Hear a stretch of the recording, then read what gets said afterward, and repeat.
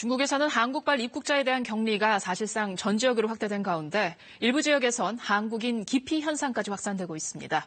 베이징 연결하겠습니다. 최영은 특파원, 중국에 입국했다가 격리된 한국인들 지금까지 얼마나 됩니까?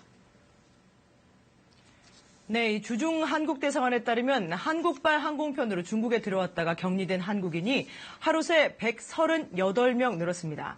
자, 이건 탑승객 중에 발열자가 있는 경우에 한해서 오늘 낮 12시까지 집계된 자료고요. 이 텐진과 무단장 등에서도 오늘부터 조치를 예고했기 때문에 이 공항에서 바로 호텔에 격리됐거나 이후 자가격리로 전환된 한국인은 지금까지 400명을 넘어섰을 것으로 보입니다.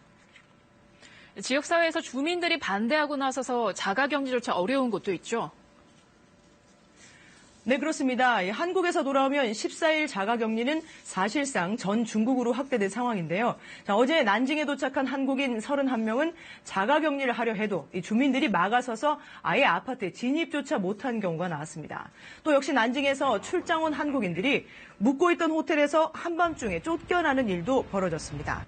자, 요즘 상황에 출장이 무리 아닌가 이렇게 생각하시는 분도 있겠지만 중국이 경제를 다시 본격 가동하려는 상황에서 중국 고객사가 강력히 부탁해서 오게 된 출장으로 알려졌습니다. 또 요즘 중국 SNS상에서는 어느 아파트 단지 몇 동 몇 호에 한국인, 일본인이 살고 있다 이런 정보들도 떠돌아다니고 있습니다.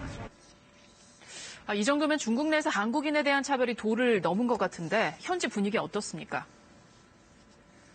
네, 방역 문제는 양보할 수 없다고 연일 주장하고 있는 중국 관영 매체도 한국인, 일본인에 대한 지나친 차별에는 자성을 촉구하고 있습니다. 그러면서도 방역에 있어서는 한국인도 중국 본토인과 똑같은 수준으로 통제받는다고 강조했습니다. 중국 외교부도 진화에 나섰습니다. 최근 일부 한국발 비행기가 만석이 된 게 SNS를 통해서 주목받았는데요. 한국인이 피신 와서 그렇다는 소문에 대해서 외교부가 대다수 승객은 중국인이라고 공식적으로 밝혔습니다. 한국발 입국자에 대한 통제가 과도하다는 비판이 이어지자 이를 의식한 발언들로 보입니다. 지금까지 베이징에서 전해드렸습니다.